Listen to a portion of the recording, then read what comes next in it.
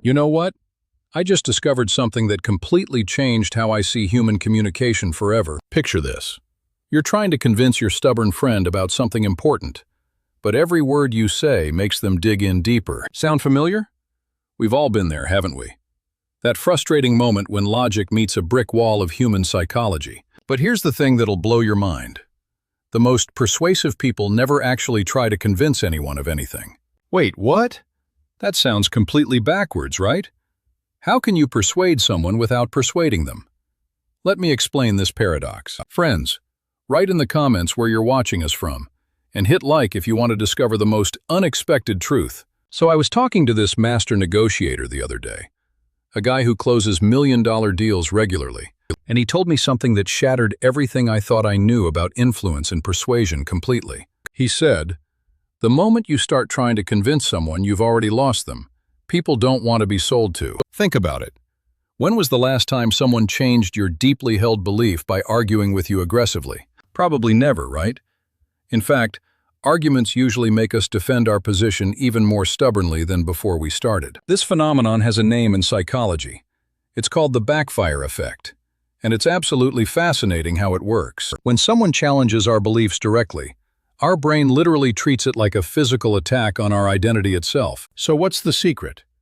How do the most persuasive people actually get others to change their minds willingly? They use what I call the Trojan horse method. And no, it's not manipulative when done with genuine good intentions. Instead of attacking someone's position head-on, you find common ground first.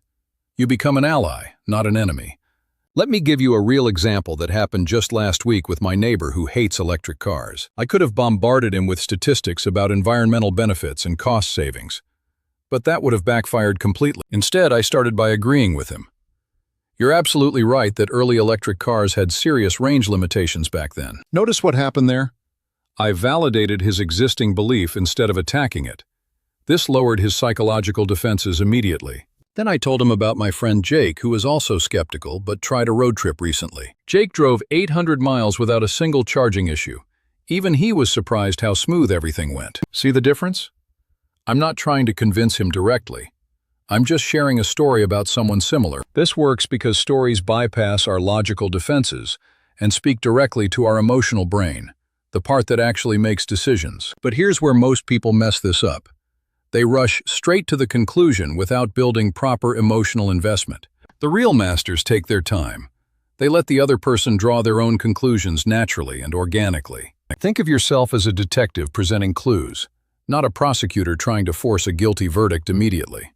Another incredibly powerful technique is called strategic vulnerability, and this one absolutely changed my life when I learned it. You admit when you were wrong about something related to the topic.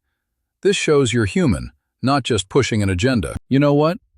I used to think exactly like you do about this. I was actually pretty stubborn about it. This creates what psychologists call identification. The other person sees themselves in your story and becomes more receptive. But the most powerful technique of all? Ask questions instead of making statements. Questions are absolutely magical for this. Instead of saying, "Solar panels save money," try, "Have you ever calculated what your electricity bill adds up to yearly?" The question makes them do the mental work themselves.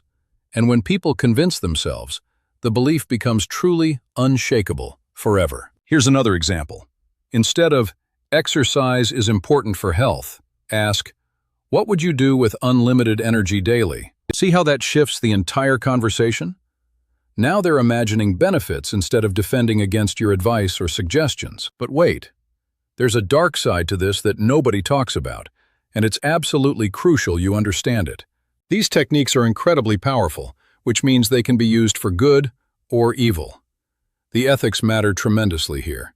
Real influence should always serve the other person's genuine best interests, not just your own selfish agenda or desires. If you're trying to convince someone to buy something they don't need, that's manipulation. That's not what we're about. But if you're helping someone see how a decision could genuinely improve their life, that's leadership. That's service to others. Now let me share the most counterintuitive secret that top negotiators use. They actually argue against their own position sometimes. You know, this might not be the right choice for everyone. there are definitely some downsides you should consider first. This reverse psychology works because it eliminates the feeling of being sold to and makes people want to convince you instead. When you present the downsides honestly, you build trust. And trust is the foundation of all genuine influence and persuasion. But here's what really separates the masters from amateurs: timing. They know exactly when to speak and when to listen. Ever notice how the most persuasive people are often the best listeners too? That's absolutely not a coincidence at all. They listen for emotional cues, values, fears, and dreams. Then they connect their message to what truly matters to that person. For instance, if someone values family time, you connect your suggestion to how it helps them spend more quality time together. If they're driven by achievement, you show how your idea helps them reach their goals faster and more effectively. This isn't about being fake or manipulative. It's about genuine empathy and understanding what motivates different people uniquely. And here's a technique that works incredibly well with skeptical people who resist change: the small step method. Instead of asking for a big commitment, you ask for something so small they'd feel silly saying no to it. Would you be willing to just try this for one day, just to see how it feels?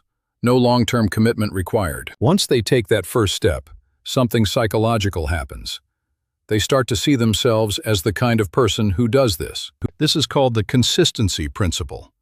Humans have a deep need to act consistently with their previous actions and decisions. But let me tell you about the biggest mistake people make when trying to influence others. They focus on features instead of emotions. Nobody buys a drill because they want a drill. They buy it because they want holes in their wall for pictures. People don't want your product or idea. They want the transformation it provides, the problem it solves, the feeling it creates. So instead of explaining what something is, paint a picture of how their life looks after they've embraced your suggestion completely. Imagine waking up every morning excited about your work instead of hitting snooze 5 times, feeling exhausted and unmotivated daily. Feel how much more compelling that is than just listing job benefits. You're selling the dream, not the details. Now here's the advanced level technique that separates true masters from everyone else. They make people feel understood before trying to be understood. It sounds like you're frustrated because you've tried similar things before, and they didn't work out as promised, right? This validation is like magic. It immediately shifts them from defensive mode to collaborative mode. Now you're allies solving a problem together. And here's the final secret that brings everything together. The most powerful word in persuasion isn't what you think it is. It's not because, or imagine, or even you. The most powerful word is help. It changes everything about the dynamic. I'd love to help you find a solution that actually works for your specific situation.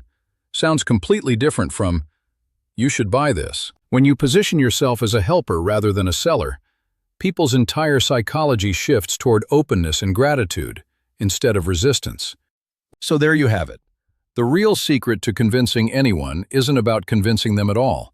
It's about understanding, connecting, and serving. Try these techniques this week and watch how differently people respond to you.